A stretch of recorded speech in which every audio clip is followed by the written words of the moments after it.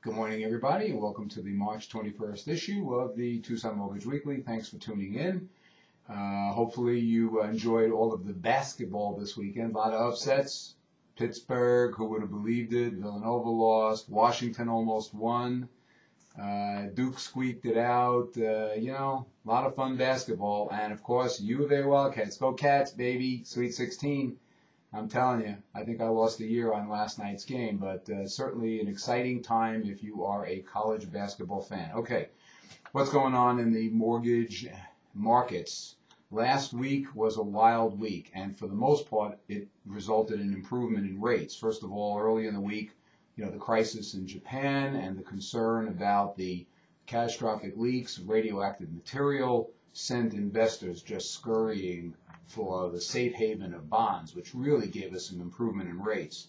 In the meantime, the Feds, on the other hand, were talking about this improving economy, although it be slowly, it's still improving. So that was kind of mixed messages. Late in the week, the news out of Japan was improving, saying that they're going to start getting the coolers working and things may actually start improving there. And then by the end of the week, they announced a no-fly zone in Libya and that the UN was going to probably do something, get aggressive, which of course they started doing bombing attacks, military raids on Saturday, and then Sunday it was kind of like all quiet on the Middle Eastern front. I don't know, at least relative to Libya.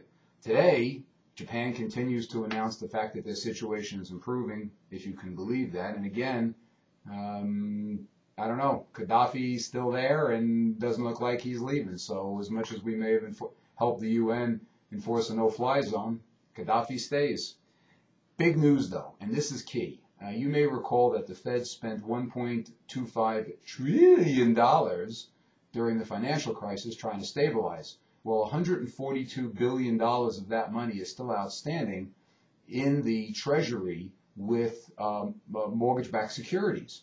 So as much as they stopped buying bonds, which is one reason rates went up, the other shoe is about to fall, and that is the Treasury has announced that they're going to start selling those holdings of the bonds.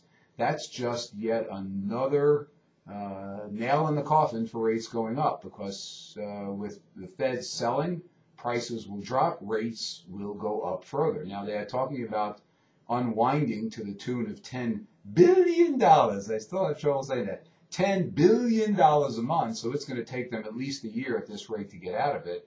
But we've seen a very swift reaction on the bond market. It's down pretty hard today on the news because, as I read in one of my newsletters, nobody wants to be left without a chair when the music stops. So lots of holders are jumping on the bandwagon and selling out now while the prices are really good. So we're liable to see an early knee-jerk of increased rates, followed by long-term increasing of rates.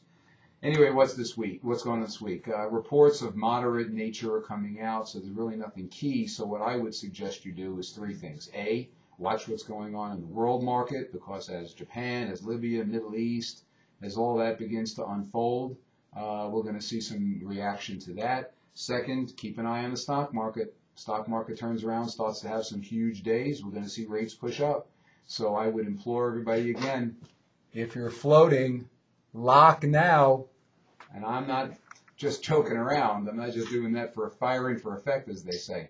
This is a great time to be locking. Rates are still low, and they are clearly headed up. So check out the blog site, TucsonMortgageBlog.com. I'm Todd Abelson, Sun Street Mortgage.